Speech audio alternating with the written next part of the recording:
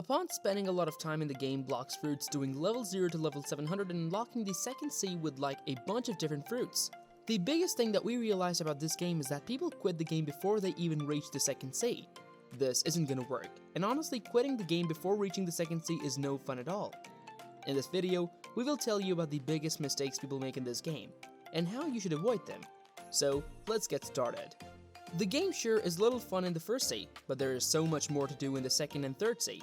Your biggest priority as a new player should be getting into the second sea as quickly as possible, then you can think about everything else. Just get to level 700 before you quit the game, because we think quitting before you get to the second sea is a big mistake, and more people are making it now. The game is getting more and more popular. People get into the game and they play for like 2 or 3 days and they get close to level 200. But if this is one of the first videos you're watching as a new player to Blox Fruits, we would recommend you to just get to the second sea. You'll be surprised to know that one can't kill the bosses we need to use so that our points make more sense. So the second biggest mistake that people make is focusing way too much on fruits. If you get the flame fruit, or if you get even the sand fruit, dark fruit or light fruit in particular, it would be great for you to get once you have a decent low gear fruit or a good grinding fruit. But you should stop focusing on fruits.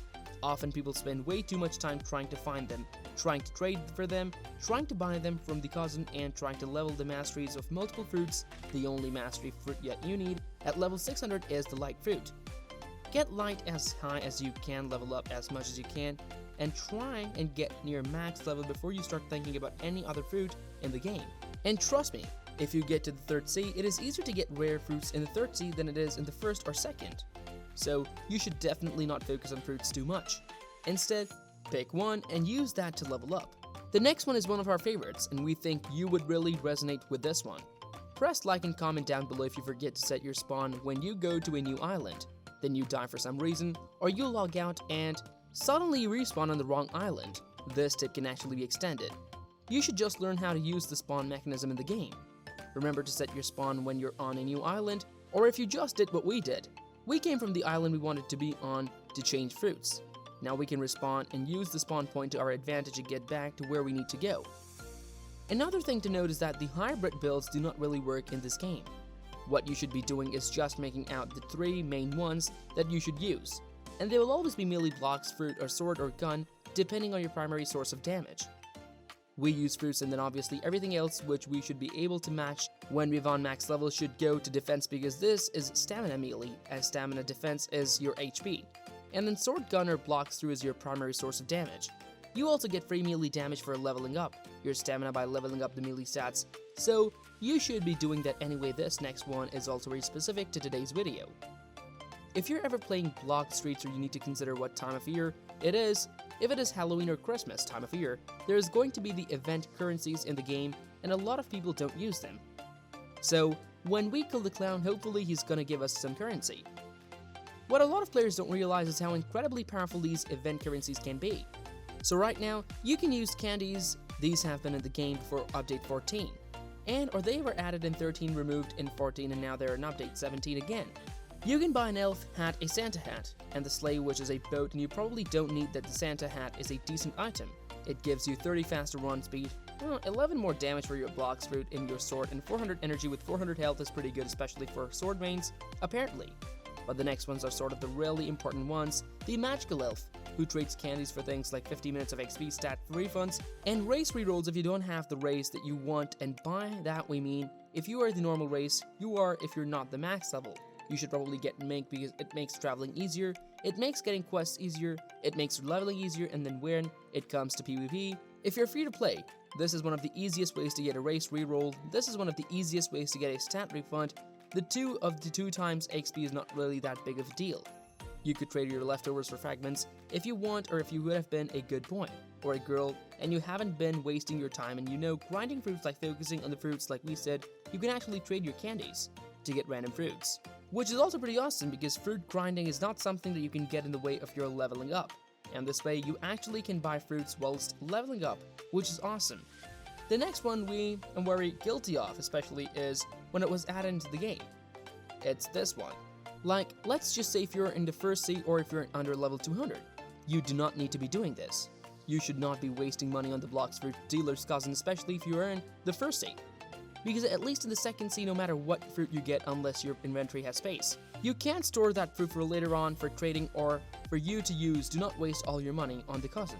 You need to be buying your melee upgrades, you need to unlock all your abilities like hockey and stuff like that.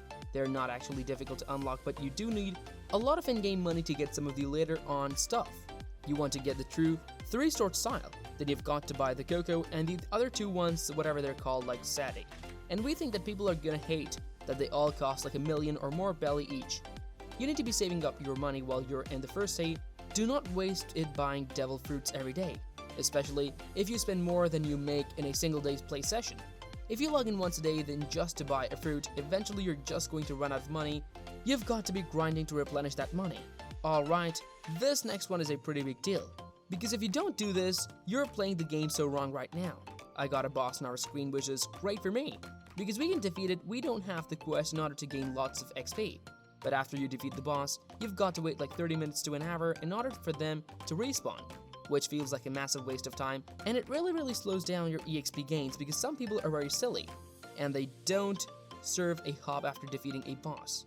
So once we kill this boss, all I would do is join a new public server, which is gonna give a new boss spawned on, and if it doesn't we just change servers again, until we find a server that does have the boss, because that's the fastest way to level up, is to serve a hop and farm bosses. Do not wait for bosses to respawn.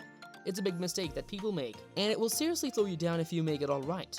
Since we have been in the middle of this fight, we are going to over the tip. As we yell, we are going to skip one tip and go over this tip, because it makes more sense. Here are a lot of players, when they're starting off especially, you're mostly leveling up, say, your Blox Fruits start. Or if you're a sword main, you're leveling up your sword stat. And you neglect your other free source of damage, which is melee.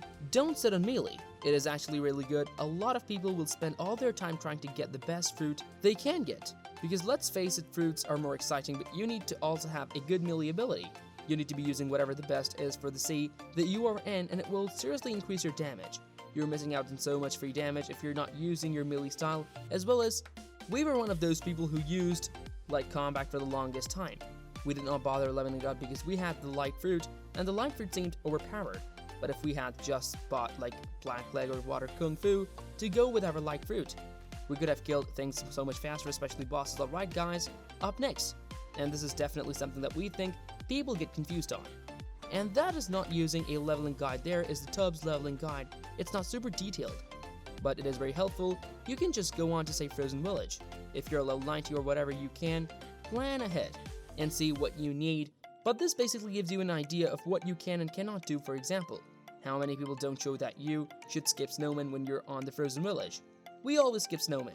They're horrible to grind, and this guide is what taught me that. And finally, let's get the last number 10 out of the way. And that is players who fail to use grinding fruits. Now, we never would have expected Seoul to be a grinding fruit, but it's pretty actually decent for grinding. I'd like to end my video by saying that don't forget to explore the game if you want to enjoy it to the fullest. Please like, share, and subscribe to show your support and get notified about our related videos. Thank you everyone for watching this video.